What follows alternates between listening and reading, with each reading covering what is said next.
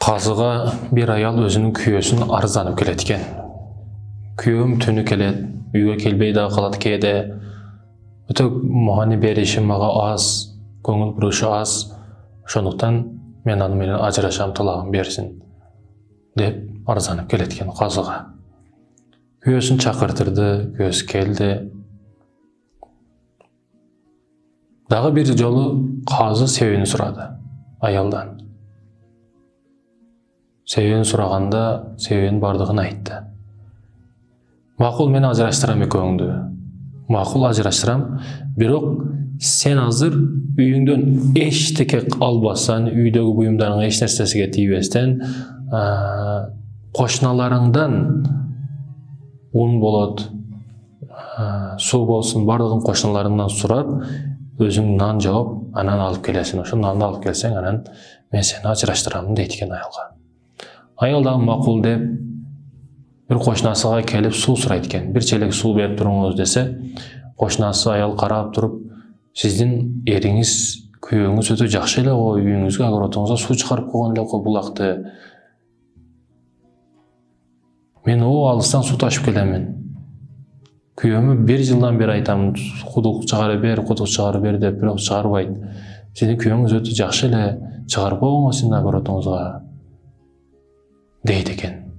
Бұл болса судың емне үшін керектігін себебін айтқан учурда сіз ақмақ екенсіз. Шундай күйеуіңізден кечіп отасыз ба? Шундай күйеуіңізден алтынға алмашқыз күйеуден кечіп отасыз ба? дейді екен.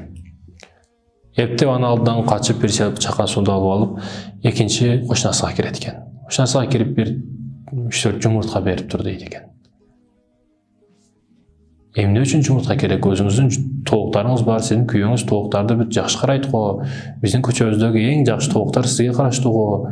Біздің тоғықтар жада қалса сіздің қорозға барып келішеді дейді екен да.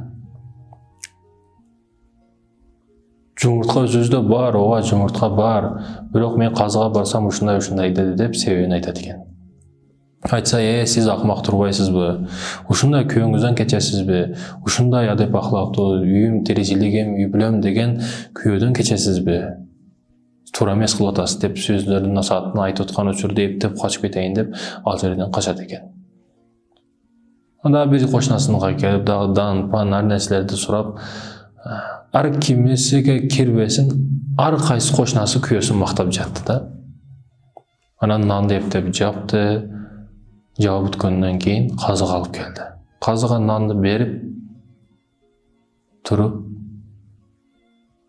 құрметті қазыке, бұл нан сізге болсын, үй білеңіз менен жеңіз. Бірақ күйеуімді ешқашан менен ажыратпаңыз дейді екен да. Құрметті мұсылман бер туғандарым, аялды жақсысын таңдаш керек. Айрықша динге қызмат қылам дегендер, иманға, исламға қызмат қылам дегендер, аялдың қыздан жақсысын таңдаш керек, иман olsun. Себебі сіз түні күні қызматтасыз, иман, исламды, динді дават қылып жүресіз. Аялыңыз балаларыңызға, мына атаңардың башқа аялы бар, ошол жақта жүреді деп тәрбие беріп отса, мына ошол жерінен бұзылғандық başlaады.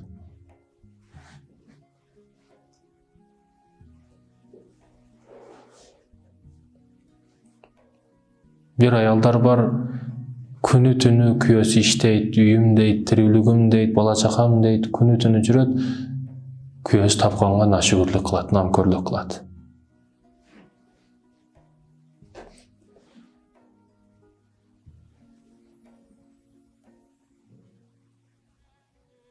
Әлбетте, урматтуу мұсылман бер туғаным, әрбір нәрседен сағалышуымыз керек.